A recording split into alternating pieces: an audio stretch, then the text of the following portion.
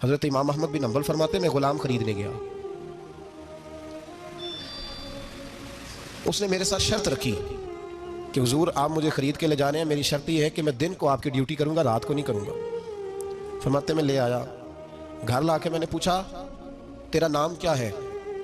कहने लगा हुजूर गुलामों का नाम नहीं होता। खाएगा क्या? हुजूर गुलामों की चाहत नहीं होती, जिस नाम से पुकारोगे आ जाऊंगा, जो दोगे खा लूंगा। कहा किस कमरे में रहोगे? कहा हुजूर गुलामों के नखरे नहीं होते। कहते मैंने कहा फिर भी ये कमरे हैं, पसंद कर लो। एक टूटा फूटा सा कमरा उसने पसंद कर लिया। इमाम अहमद बिन हंबल फरमाते मैं उसे काम बताता पर इतनी मेहनत से करता कि कमाल कर देता, मेरे इशारे समझता। एक दिन मैं तहज्जुद के वक्त उठा, उसके कमरे में गया तो वो तौबा तौबा पुकार रहा था। सुनो वलियों की तौबा। फरमाते उसके कमरे से चीखने की, या अल्लाह माफ कर दे, या अल्लाह माफ कर दे, अल्लाह माफी दे दे, तड़प रहा है, रो रहा है। और इमाम अहमद बिन हंबल फरमाते हैं हाल ये है कि उसके कमरे से लेकर आसमान तक नूर ही नूर फैला हुआ है, नूर ही नूर। और वो रोता है या अल्लाह माफ कर दे, या अल्लाह माफ कर दे। फरमाते मैं सोचने लगा माफी किस चीज की मांग रहा है।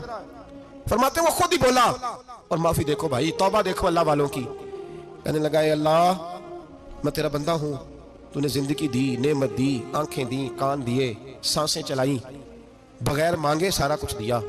चाहिए तो ये था कि मैं दिन रात तेरी बारगाह में झुका रहता, पर मुझे माफ कर दे। मेरे ऊपर इमाम अहमद बिन हंबल के भी हुकूक है, मेरे मालिक का भी हक है, इसलिए मैं दिन सारा इबादत नहीं कर सकता, बस 5 नमाजें पढ़ सकता हूँ। रात में जागता रहता हूँ तेरे हुजूर। अल्लाह वो जो सारा दिन मैं इबादत नहीं ना कर पाता, मुझे माफ कर दे।